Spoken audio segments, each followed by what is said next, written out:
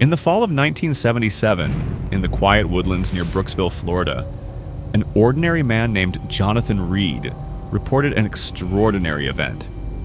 He claimed to have discovered a floating craft in the forest, and a living, breathing being not from this earth. This encounter would lead to a chilling sequence of events: a creature taken into hiding, a secret autopsy recorded on film, a teleportation device, and a silent, relentless pursuit by unidentified agents. This is the untold story of Jonathan Reed, the man who found an alien.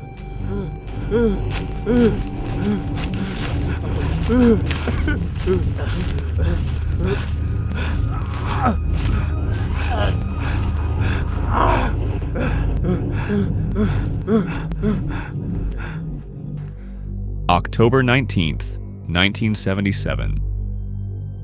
It was a cool evening with the forest around Brooksville bathed in the soft, fading light of the setting sun. Jonathan Reed, a middle-aged man in his late 30s, set out for his usual walk along Pine Creek Trail.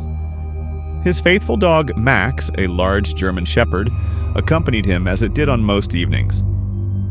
They walked in silence, the only sounds being the soft crunch of dried leaves underfoot and the occasional rustle of wind through the trees. But that evening, something was different.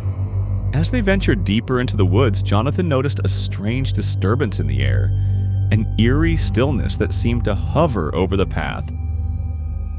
Turning a corner, Jonathan saw it. A large, black, oval-shaped object hovering several feet above the ground, its surface smooth and glimmering faintly in the twilight. The object was eerily silent, not a sound emanating from it, though the trees around it seemed to bend unnaturally in its presence. At first, Jonathan stood frozen, unsure if his mind was playing tricks on him. But then, the craft's hatch slowly opened, revealing a tall, slender being. Its skin was pale, almost translucent, with faint gray undertones. Its large black eyes locked onto Jonathan's gaze, sending a shiver down his spine. Max, sensing danger, began to bark and lunge forward, snapping at the creature. In a panic, Jonathan grabbed a nearby branch and swung it at the alien, striking it in the head with enough force to knock it unconscious. The creature crumpled to the ground, its body limp but still breathing. Jonathan, in a daze, stared at the fallen figure before he quickly made a decision. He couldn't just leave it there. He needed answers. Jonathan hoisted the alien's frail body into his vehicle, with Max reluctantly following. The drive back to his house was a blur. Jonathan's mind raced, filled with a mix of fear, disbelief, and an overwhelming curiosity. Once home, Jonathan dragged the being into his basement, his mind still trying to process the surreal nature of what had just occurred. He carefully laid the alien on his workbench and began to assess the situation. The creature was still alive, though barely. Its breath was shallow, its chest rising and falling at an unnaturally slow rate. Jonathan hesitated, unsure of how to proceed, but then decided to document the event.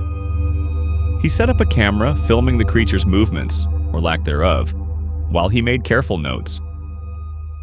He wrote in his journal, "I don't know if it's human, but it's alive. For now." He recorded its features: the smooth gray skin, the long, delicate fingers, and the metallic bracelet that adorned its wrist. Jonathan couldn't explain its presence. It seemed too foreign, too advanced to belong to this planet. The strange device on the alien's wrist glowed faintly, almost in sync with its rhythmic breathing. As the hours passed, Jonathan noticed something peculiar. Despite the creature's apparent state of unconsciousness, its breathing remained steady, too steady for something that was supposed to be dead. Driven by a mix of fear and scientific curiosity, Jonathan decided to conduct a preliminary examination of the alien's body. What he discovered left him both astonished and terrified. Oh my God! Let's get the hell out of here. No, come here. Let's go. Film that now. Get a hold. Get the camera out. Come on, film all this right here. Oh. I can't believe this. Look it, I got it. He noted the softness of the skin, which had a rubbery texture unlike any human flesh he had ever touched.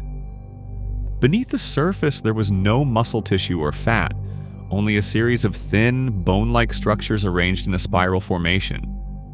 The chest cavity was equally bizarre, devoid of any human organs. Instead, there was a pulsating metallic organ that seemed to serve as some kind of circulatory system. Jonathan carefully sliced open the chest area, revealing a thick blue fluid that circulated through the alien's veins. The fluid was unlike any blood, thicker and more viscous, with an almost luminescent glow. As he continued the examination, Jonathan's eyes landed on the object that had initially caught his attention: the bracelet. It was metallic, with intricate engravings, and it appeared to have some kind of device embedded in it. Unlike any known human technology, it seemed to be connected directly to the alien's nervous system. With trembling hands, Jonathan reached out and touched the bracelet. As soon as his fingers made contact, a surge of energy pulsed through the room, briefly causing the camera to flicker and distort. Jonathan felt a strange sensation, a sudden jolt of dizziness and disorientation. He staggered back, realizing something extraordinary had just happened. The bracelet wasn't just a piece of jewelry, it was a sophisticated piece of technology. Jonathan began to theorize that it might be a kind of communication device or perhaps a tool used for some sort of advanced transport. As he examined it further, Jonathan realized that it was not passive. It responded to his touch, almost as if it was alive, reacting to his presence. And then, in a moment of shock, something impossible occurred. The device emitted a pulse of light, and Jonathan was suddenly no longer in his basement. For a brief moment, everything around him blurred, and he felt a heavy pull in his chest. He found himself standing in the middle of a desolate field, several miles away from his house, surrounded by thick mist. The feeling was surreal, and his heart raced as he realized that the bracelet had somehow transported him. But just as quickly as it happened, Jonathan was back in his basement, with no explanation for how or why. The alien, still motionless, seemed oblivious to what had just transpired. By 1981, Jonathan Reed had vanished from public view. His house stood abandoned, with no trace of him to be found. However, the video he had recorded of the alien's autopsy, along with his journal, was discovered years later in a storage locker, forgotten by time. The contents of that tape would become the only known evidence of the encounter, though its authenticity remains debated. In the locker, a note from Jonathan was found, simply reading, "They will come again."